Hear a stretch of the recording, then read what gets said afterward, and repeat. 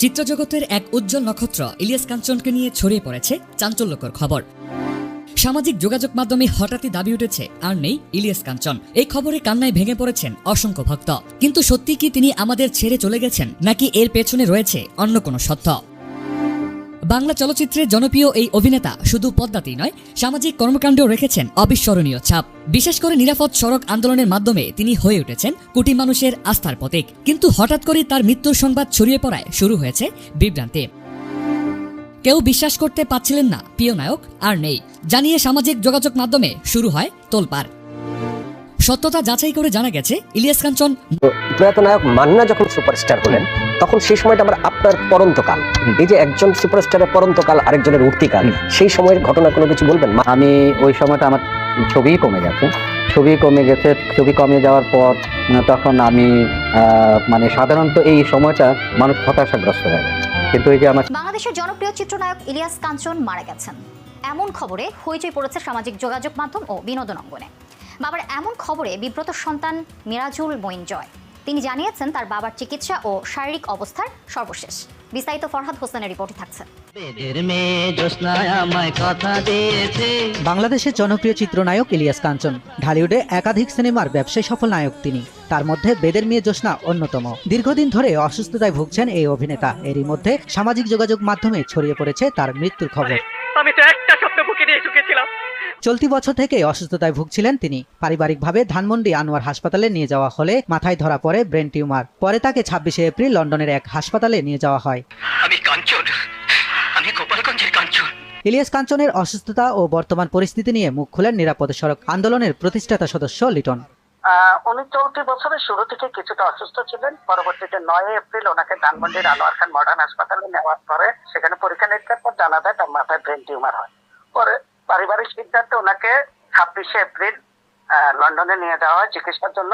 পরে লন্ডনের উইলিংটন হাসপাতালে প্রফেসর ডিমিট্রিয়াস ওনাকে দেখানো হয়। পরে উনি একটা বোর্ড বসে উনি একটা সিদ্ধান্ত দেন যে ওনার মাথা থেকে যে টিউমারটা আছে, টিউমারটার 50% বা 40% বা 60% যতটুকু সম্ভব, এবং সেটা রোবোটিক সার্জারি হবে, রোবট দিয়ে ভিতরে। তো যাই হোক, এটা করা হয়েছে ওনার গত 5 আগস্ট এটা করা হয়। 50% বা 60% রোবোটিক সার্জারির মাধ্যমে এই টিউমারটি অপারেশন করা হবে এবং পরবর্তীতে রেডিয়েশন আর কেমোথেরাপিতে বাকি অংশকে নিষ্ক্রিয় করা হবে। এদিকে অভিনেতার মৃত্যুর খবরে দেশবাসীকে বিভ্রান্ত না হওয়ার আহ্বান জানিয়ে ছেলে জয় বলেন, বাবা বর্তমানে অসুস্থ এবং চিকিৎসাধীন আছেন। তার চিকিৎসা চলছে নিয়মিত। দয়া করে কেউ কোনো গুজবে কান দেবেন না। আমি দেশবাসীর কাছে অনুরোধ করছি, আপনারা বাবার দ্রুত সুস্থতার জন্য দোয়া করবেন। তিনি আরো বলেন, বাবার অসুস্থতার খবর প্রকাশিত হওয়ার পর থেকে দেশ বিদেশে নিরাপদ সড়ক চাইয়ের কর্মী, বাবার ভক্ত এবং সাধারণ মানুষ যে আন্তরিকভাবে দোয়া করেছেন, এজন্য আমরা পরিবারের পক্ষ থেকে সবার প্রতি আন্তরিক কৃতজ্ঞতা ও ভালোবাসা জানাই।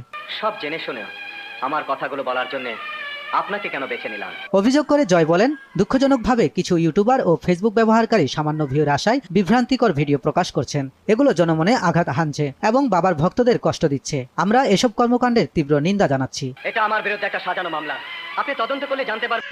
ইলিয়াস কাঞ্চনের কথা ইলিয়াস কাঞ্চনের উপর প্রশ্ন রাখার তো কোনো প্রয়োজন মনে করি না আমি। সে কেন আসছে এটাও আমি জানি না, কেন আসবে না এটাও বলি না, কেন এসছে এটাও বলি না। আমার কথা যে এরপরই পরীক্ষা নিরীক্ষার পর ব্রেন ধরা পড়ে চিত্রনায়ক ইলিয়াস কাঞ্চনের। ব্রেন কথা শোনার পর থেকেই ভেঙে পড়েছেন ইলিয়াস কাঞ্চন। সবসময় ভয় পাচ্ছেন কখন কি হয়, শুধু চোখ দিয়ে তার পানি ঝরছে। ডাক্তার তার কাছ থেকে মোবাইল ফোন নিয়ে গেছেন।